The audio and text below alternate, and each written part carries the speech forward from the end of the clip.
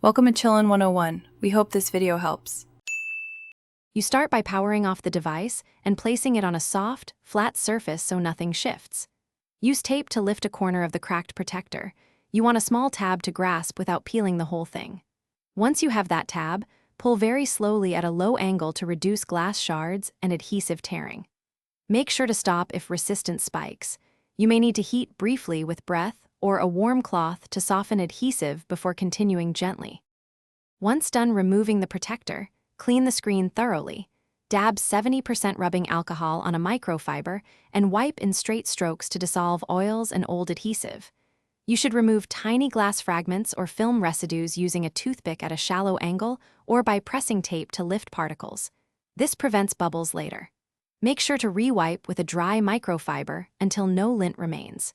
If dust keeps returning, use a single-use dust. You position the new protector by aligning cutouts and edges first.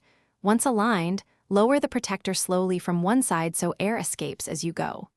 Use a plastic card wrapped in microfiber to squeegee from center toward edges, pushing out bubbles and ensuring firm adhesion. If a stubborn dust speck appears, lift the nearest corner slowly, remove the particle with tape, and reseal that corner. This prevents reintroducing oils. Finally, press around edges to set adhesive and wait a few minutes before use. Thanks for watching. Consider subscribing if we helped you.